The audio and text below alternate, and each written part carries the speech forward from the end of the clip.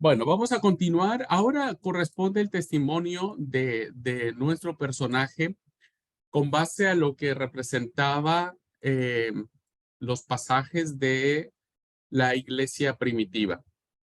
Vemos, por ejemplo, en el libro de Hechos de los Apóstoles, cómo Juan siempre aparece en compañía de Pedro. Pero algo bien interesante, Juan nunca habla. Siempre el que habla es Pedro, siempre. Y aunque su nombre sigue figurando entre los tres a la cabeza de la lista apostólica, Pedro siempre es el protagonista.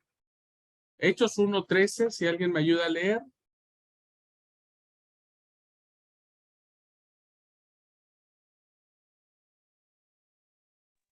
Leo.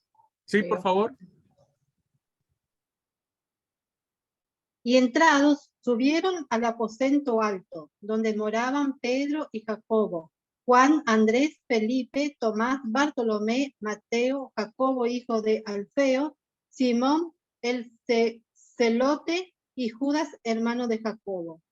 Gracias, Karina. Estamos ante la presencia nuevamente del listado, de la lista de los discípulos. Hay varias listas que aparecen, no vamos a entrar ahora en eso.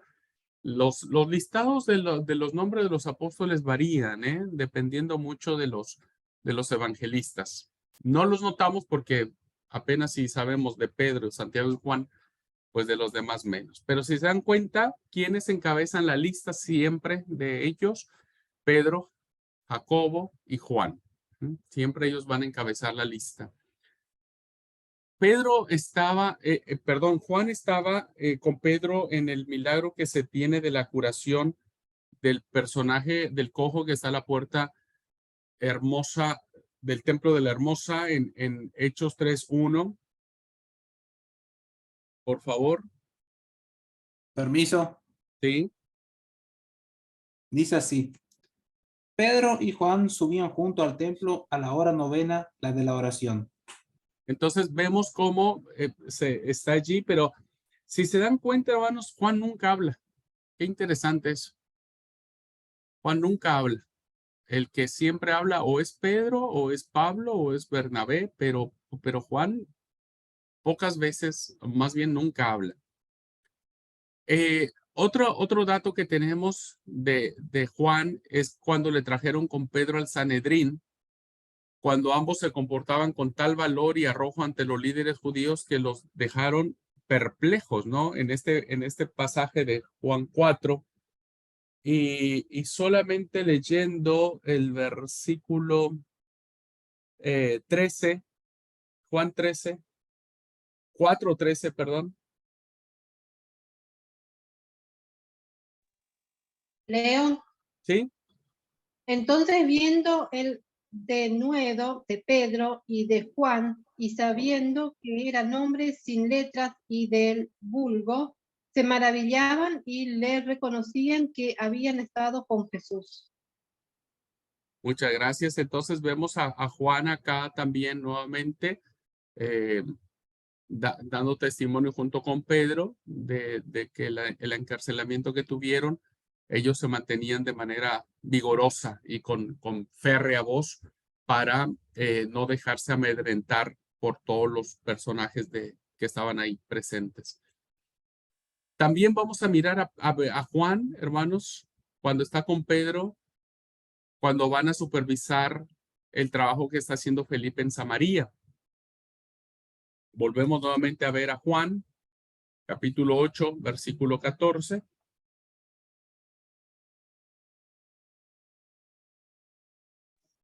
Leo. Sí.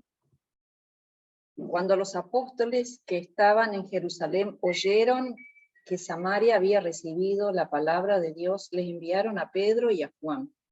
Entonces veo nuevamente, Juan tiene un papel importante, pero es más como acompañante, pero tiene un papel muy importante en la iglesia primitiva, está presente en los momentos más importantes que el texto sagrado establece, ¿no?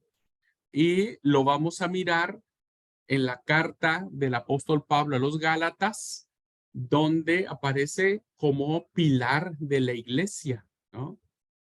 Gálatas 2:9. vamos a ver cómo el texto bíblico en la época de la iglesia jerosolimitana, o la iglesia de Jerusalén, Juan era uno de los líderes muy importantes. Dice así: y reconociendo la gracia que me había sido dada, Jacobo, Cefas y Juan, que eran considerados como columnas, nos dieron a mí y a Bernabé la diestra en señal de compañerismo para que nosotros fuésemos a los gentiles y ellos a la circuncisión. Gracias, Lucía. Entonces vemos aquí claramente cómo en la iglesia de Jerusalén, tanto Pedro, Jacobo y Juan se les conoce como las columnas de la iglesia o los pilares de la iglesia, y le da la diestra de compañerismo a Pablo para que pueda él predicar a los gentiles. Entonces ya Juan tiene un poder, diríamos, un papel de autoridad muy importante dentro de la iglesia cristiana. Bueno, entonces hasta aquí, hermanos, vean cómo nuestro personaje tiene una relevancia muy importante, ¿no? En la vida de la iglesia. Su liderazgo es profundamente reconocido. Es alguien que pertenece al círculo íntimo de los amigos de Jesús, pero tiene esta ambivalencia media extraña que lo reflejan los evangelios, ¿no? Es una mezcla extraña de emociones, de caracteres. Por un lado era este líder que pertenecía a un círculo muy, muy cerrado de Jesús, que era formado por Pedro, Jacobo y él, o sea, eran los cuatro fantásticos, ¿no? Pero al mismo tiempo vemos a un Juan con un temperamento muy complicado, ¿no? Con un temperamento terrible, como un hombre ambicioso, un hombre intolerante, pero ya lo vemos ahora en la iglesia primitiva como alguien que sigue teniendo el mismo valor, ¿no? Que no se amedrenta, que él sigue testificando, al igual de Pedro, que Jesús es el Mesías. Muy bien, entonces hasta aquí estamos identificando, estamos rastreando la evidencia interna que existe en el texto sagrado sobre el personaje que nos coloca como autor del cuarto evangelio. Y entonces, hermanos, hay una historia que aparece muy interesante, muy linda, quiero leérselas, por parte de Eusebio de Cesarea. Él nos cuenta en su libro Historia Eclesiástica, en el capítulo 3, versículo 23, nos dice que Juan finalmente lo desterraron a Pasmos en el reinado de Domiciano. En el mismo pasaje, en este libro de Eusebio, nos cuenta una historia característica de Juan, que a su vez Eusebio la recibió de otro personaje muy cercano, que es Clemente de Alejandría. Entonces, Eusebio nos cuenta una historia que él le contó Clemente, y Clemente recogió. No debemos dar tanto crédito en términos históricos, queridos hermanos, a estas historias, porque como ustedes saben, todos los movimientos que se suscitan, no solo el movimiento de Jesús, sino cualquier otro movimiento de tipo social, cuando el tiempo ha pasado, se empiezan a crear leyendas, en donde estas leyendas, si bien es cierto, mantienen cierto grado de historicidad, pues también es cierto que ya vienen corregidas y aumentadas, ¿ah? Y se les da un toque a veces mágico, un toque a veces de misterio, un toque a veces de muchas cosas. Bueno, esta historia que creo que Eusebio de Cesarea recoge debe leerse siempre con mucho cuidado, ¿no es cierto? No debemos darlo por sentado como algo verdadero, porque bueno, es una historia que se escribe muchos, muchos años después, y que seguramente en esta tradición oral, pues se fueron aumentando algunas cosas, como sucede siempre. Bueno, se las quiero leer para que no se las quiero contar porque me parece interesante. Se las quiero leer del libro de Eusebio de Cesarea. Dice, Juan llegó a ser una especie de obispo de Asia Menor. y estaba visitando a la sazón una de las iglesias cerca de Éfeso. En la congregación vio a un joven alto, fuerte y muy bien parecido. Se volvió al anciano responsable de la congregación y le dijo: te confío encarecidamente a este joven y hago testigos de ello a todos los de la congregación. El anciano dio hospitalidad al joven en su propia casa y le cuidó e instruyó, hasta que un buen día fue bautizado y recibido en la iglesia. Pero poco después se juntó con malas compañías y se embarcó en una carrera de crímenes que le llevó a ser el jefe de una pandilla de bandoleros y asesinos. Algún tiempo después, volvió a pasar Juan por aquella congregación y le dijo al anciano: da cuenta del depósito que el Señor y yo os confiamos a ti y a la iglesia que está a tu cargo. Al principio, el anciano no sabía de lo que le hablaba Juan, hasta que le dijo: me refiero al alma del joven que te confié. ¡Ay!, dijo el anciano, que está muerto. ¿Muerto? Sí, muerto para Dios. Cayó de la gracia. Tuvo que huir de la ciudad a causa de sus crímenes. Y ahora es un bandolero en las montañas. Inmediatamente, Juan se dirigió a las montañas. Se dejó capturar a propósito por la banda de forajidos.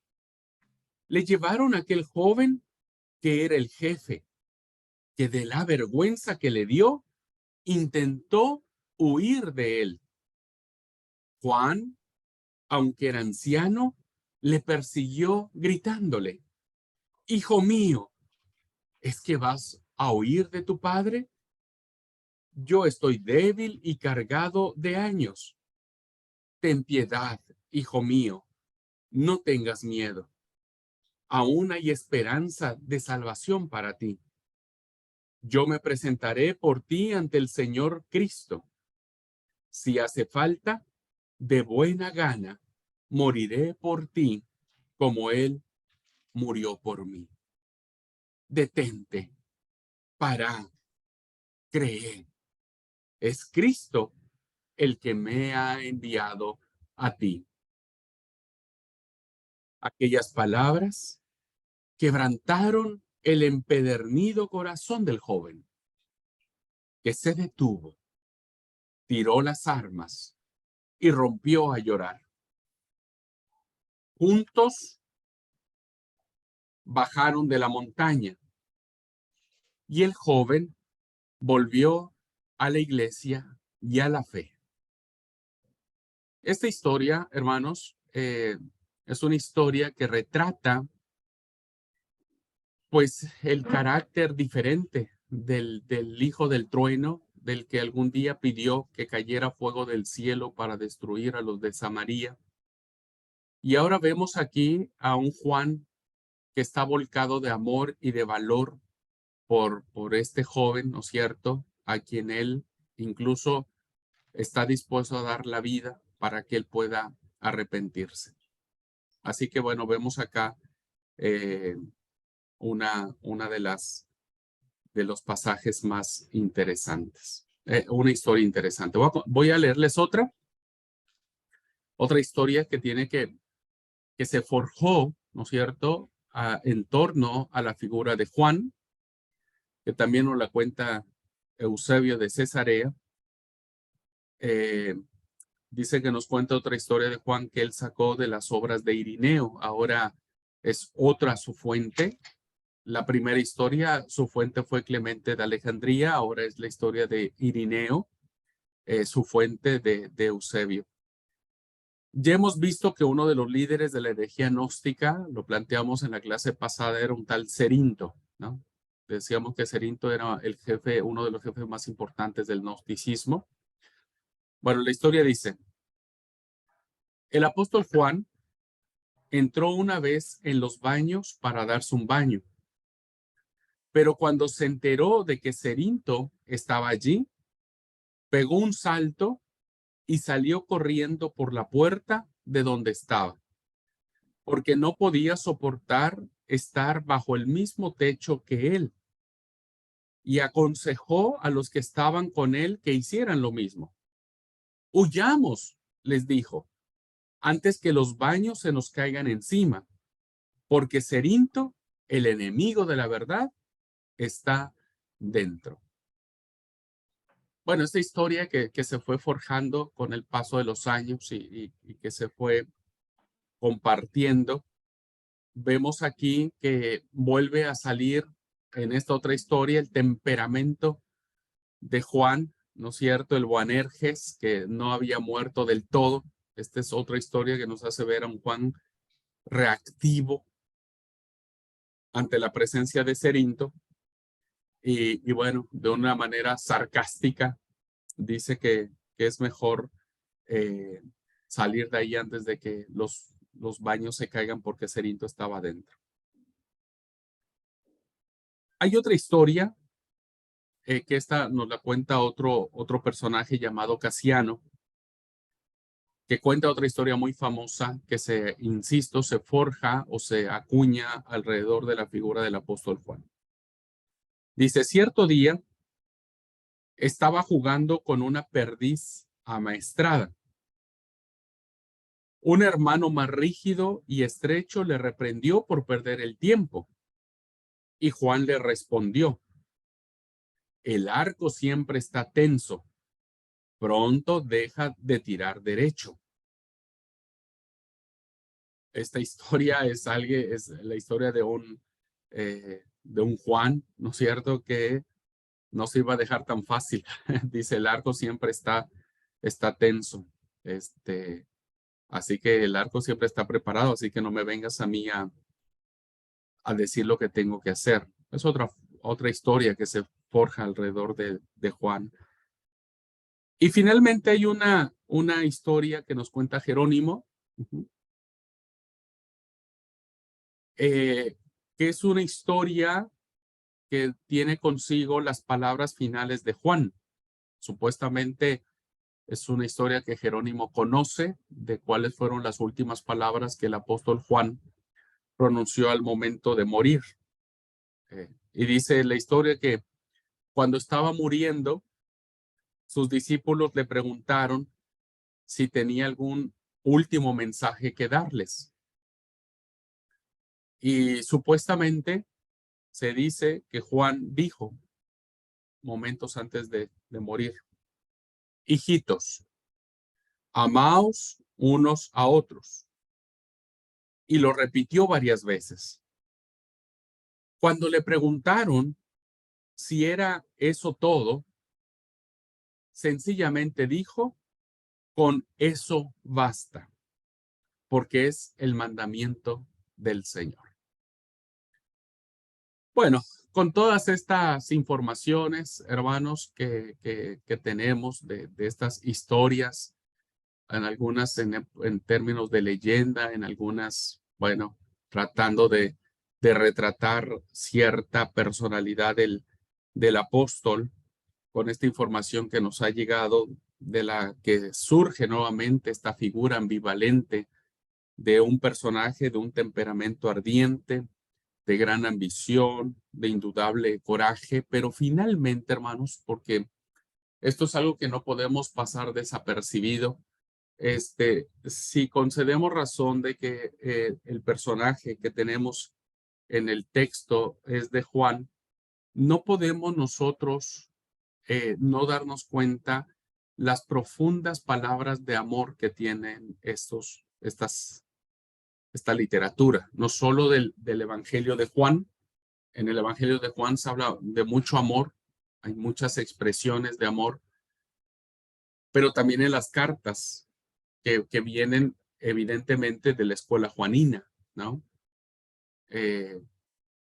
Y que es interesante cómo un personaje tan ambicioso termina con un mensaje tan amoroso, tan afectivo, tan es así que en muchas de las expresiones que aparecen en las cartas de Juan, encontramos cómo el autor expresa a sus oyentes el término afectivo de hijitos. Hijitos. Este es un término muy tierno, un término de profunda confianza, pero de insuperable ternura. Bueno, entonces, hermanos, hasta aquí hemos tratado de retratar, de rescatar cuál ha sido la información que nos llega hasta nuestros días en torno de este discípulo tan interesante, ¿no? De este líder tan importante que fue y que por eso no es menor que la iglesia, la tradición de la iglesia, le haya atribuido a este personaje el Evangelio de Juan. Muy bien. Pero, siempre hay un pero, ¿no?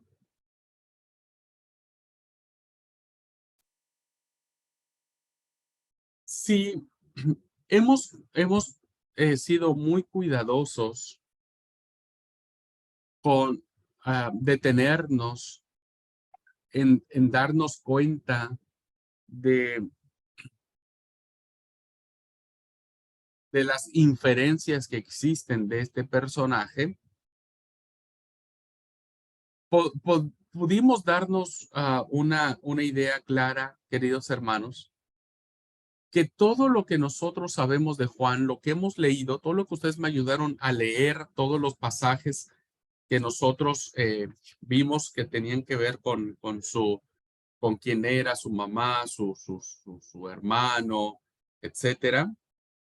Todos estos pasajes nacen de los evangelios sinópticos, de Mateo, Marcos y Lucas.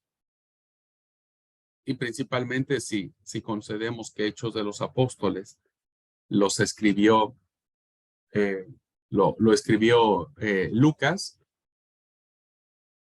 Es interesante notar, queridos hermanos, que el apóstol Juan nunca se menciona a sí mismo en el cuarto evangelio, de principio a fin.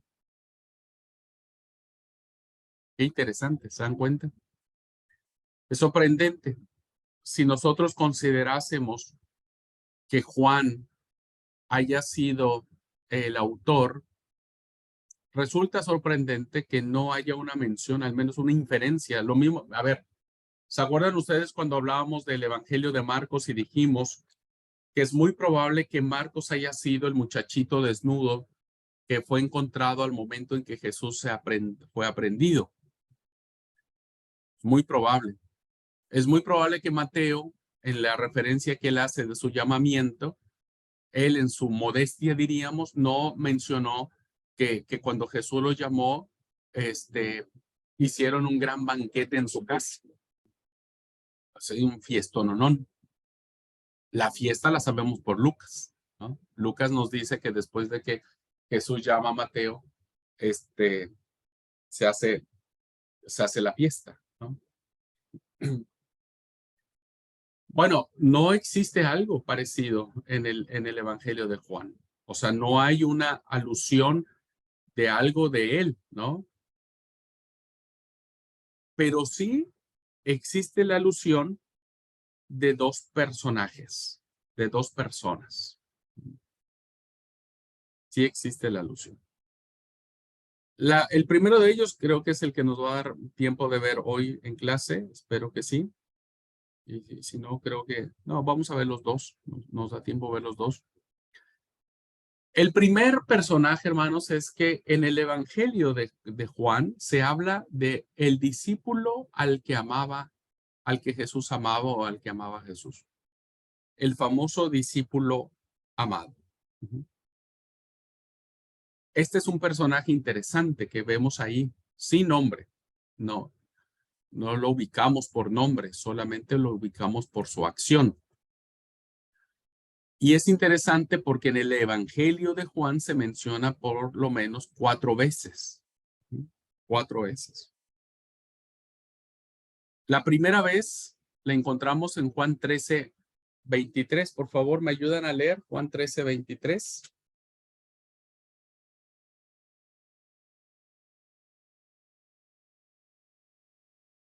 Al 25. Y si alguien lo lee en Reina Valera, está bien. Si alguien me ayuda a leer en otra traducción, se lo agradecería.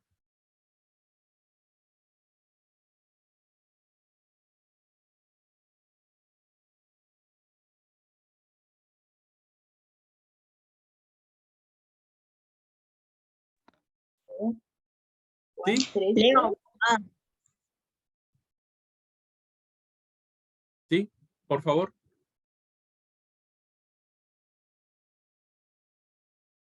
Ahora nadie.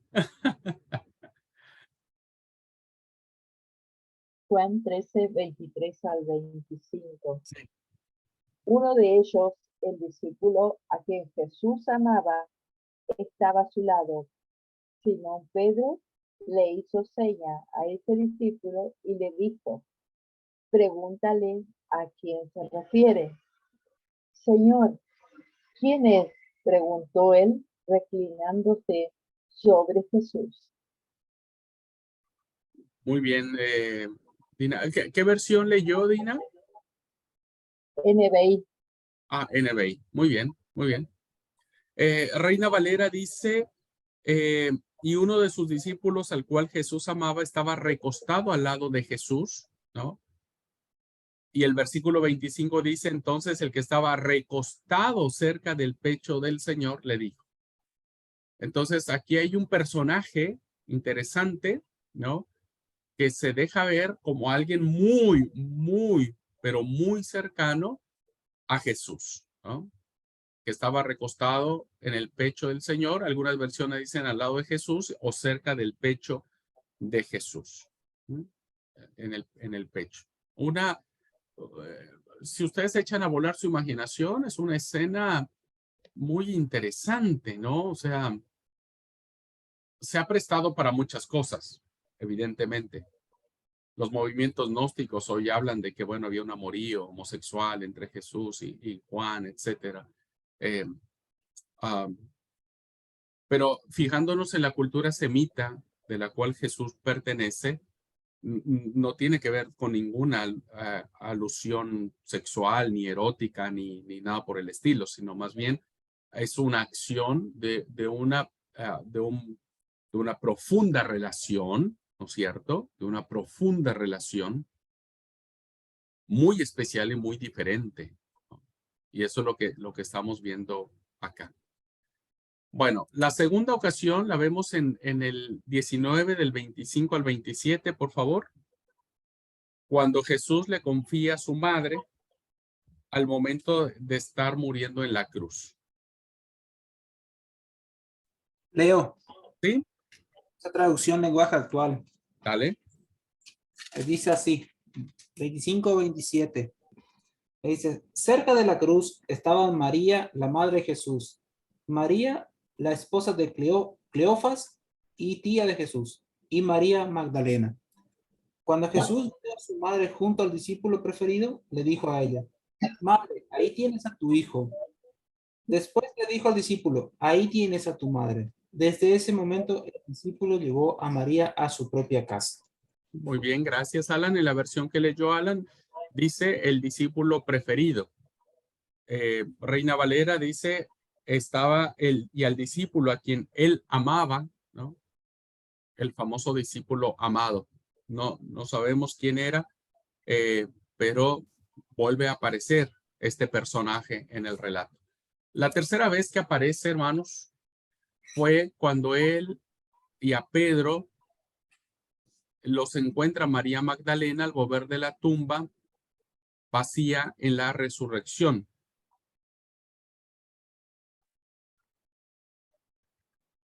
¿22?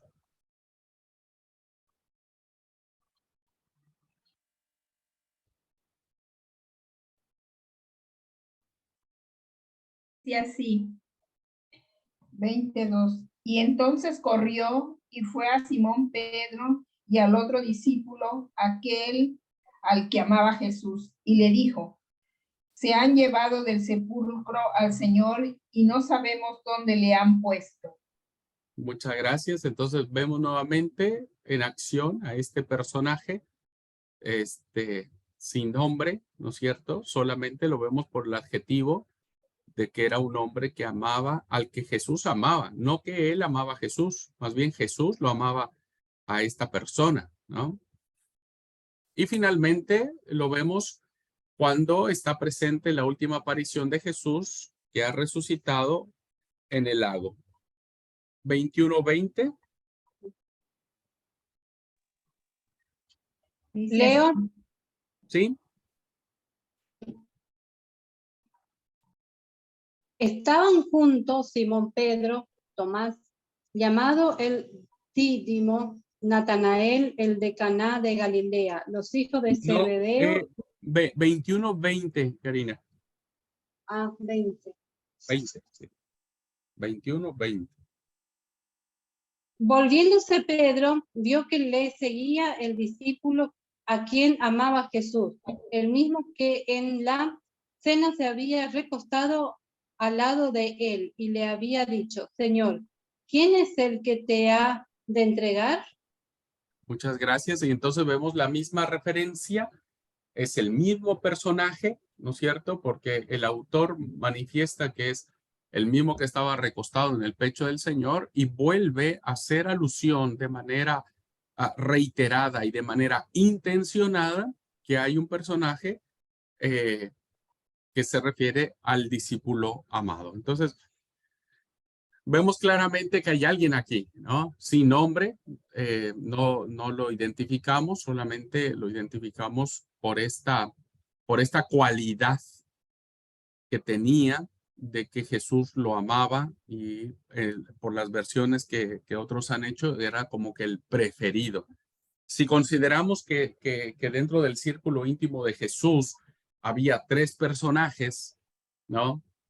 Pedro, Jacobo y Juan, es altamente probable que este personaje haya sido Juan porque es uno de los personajes que estaban mucho más cerca de Jesús en los momentos más importantes de su ministerio, y eso pudo haber hecho que Jesús tendiera con este hombre afectos más profundos, más de, no sé si de empatía, ¿viste? Siempre hay alguien con el que uno se identifica más.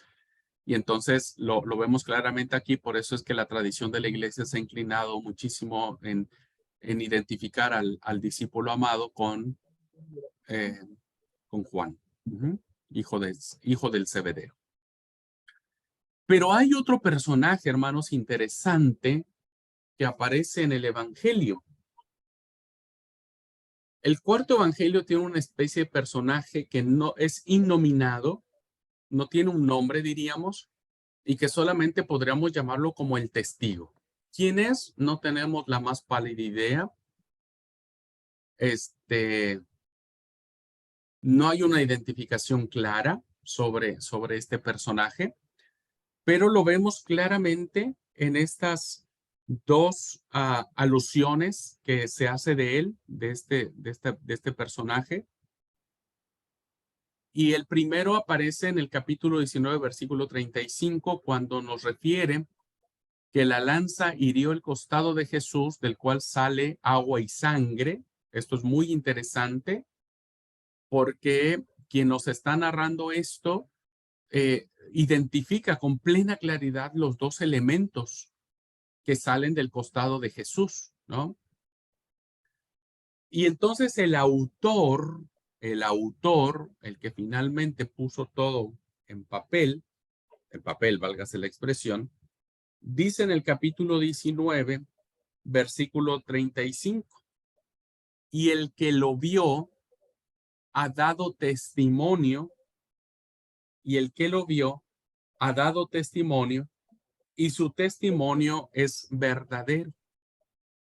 Él sabe que dice verdad para que vosotros también creáis. Evidentemente está hablando en primera persona de alguien más que fue quien dio ese testimonio y que su testimonio tiene la misma intención del testimonio de los milagros de Juan, ¿no? De creer en Jesús, porque ese es el propósito, ¿no? Él sabe que es verdad para que vosotros también creáis. Pues vemos aquí también a alguien que no sabemos quién haya sido, ¿no? Y si nosotros llegamos a la conclusión de que es Juan, pues entonces consideraríamos que no todo el evangelio es escrito por Juan, porque no está hablando en primera persona, está hablando de una tercera persona, ¿cierto? Entonces pensaríamos que no, Juan no escribió el evangelio.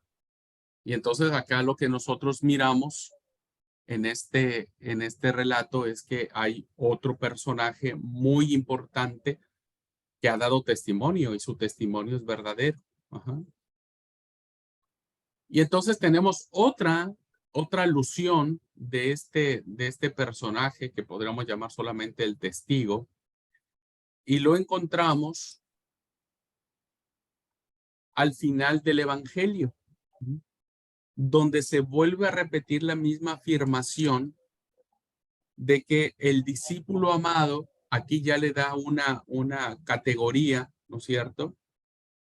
Es quien escribe esto.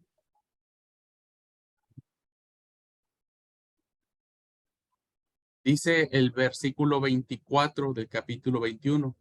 Este es el discípulo que da testimonio de estas cosas y escribió estas cosas, y sabemos que su testimonio es verdadero. Si concedemos que este discípulo, ¿no?, es el discípulo amado y Juan lo escribió, ¿no?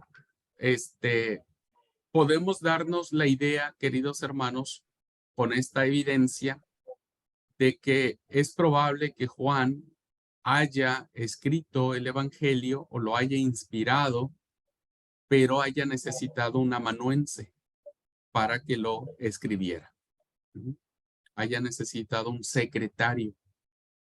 Y con la edad que Juan pudo haber tenido para esas fechas, entonces Juan, en esencia, técnicamente, no haya escrito el evangelio, pero todo el evangelio fue inspirado por este discípulo amado. Entonces, bueno, me parece que vamos a dejar aquí la clase, si no me voy a seguir de frente con lo que sigue. La próxima clase vamos a regresar en esta reflexión que tiene que ver con el discípulo amado, ¿no? Que tiene que ver con quienes pudieron haber identificado, porque el discípulo amado hasta ahorita deducimos que pudo haber sido Juan por los argumentos que les he explicado, pero hay otras propuestas que tienen que ver con esto, ¿no? Y sobre todo por esta expresión de amado. Hay otros candidatos en otros evangelios que se les da una denominación muy parecida sobre este adjetivo de amado.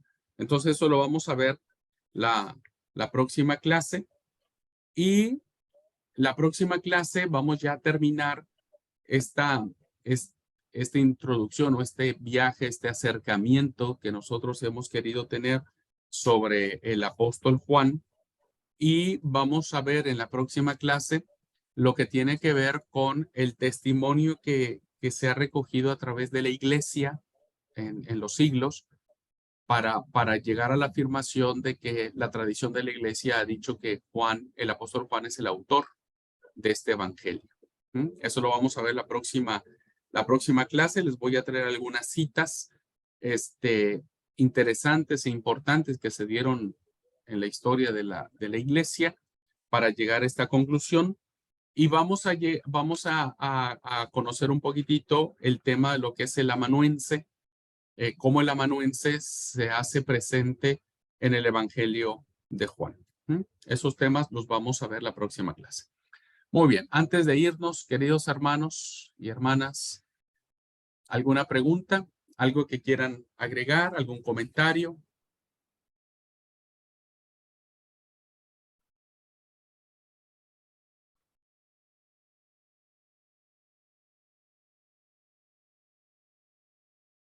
¿O repetimos todo?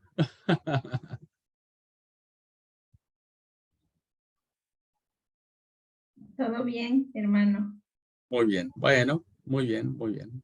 Todo bien. ¿Puede ser una pequeña anécdota? ¿Sí? Bueno, cuando éramos chiquitos, en casa teníamos un cuadro donde, donde estaban los discípulos dibujados y estaba Juan recostado con Jesús, ¿no? Y mi mamá nos contaba de que era un discípulo amado, ¿no? Y todos queríamos ser ese Juan, ¿no? Y ahora, viendo la historia, él tuvo que ver mucho y uno puede comprender el amor que tenía él, este mismo Juan, hacia Jesús, ¿no? Que no era un amor tan egoísta, sino que era un amor por Jesús y el poder escribir y contar y decir todo lo que ese Jesús significa, ¿no? Me llevó un poquito en la infancia y recuerdo esa imagen. Bueno, esa era la anécdota. Sí. Gracias. Gracias, Leti. Gracias. Sí, esas herencias las recibimos por la tradición de la iglesia, ¿no? Que ha identificado a esta acción de este personaje recostado en el pecho del Señor con el discípulo Juan, ¿no? Con el discípulo Juan. Incluso espiritualizando el pasaje o el libro, ¿no es cierto? Espiritualizando, diríamos que cuando uno lee el Evangelio de Juan y uno lee las cartas de Juan, uno puede escuchar el corazón de Dios, un corazón que desborda de amor por su prójimo. Y la espiritualización de esta interpretación que estoy dando es porque Juan, al estar recostado en el pecho del Señor, tuvo la oportunidad de escuchar el latido de su corazón.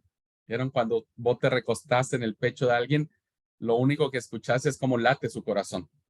Entonces, cuando uno lee el Evangelio, lee las cartas, uno escucha el latir del corazón de Jesús. Me gusta también esa espiritualización del texto. Muy bien. Pues muchas gracias, hermanos. Dios los bendiga. Denme unos minutitos para después ya subir el documento con los equipos.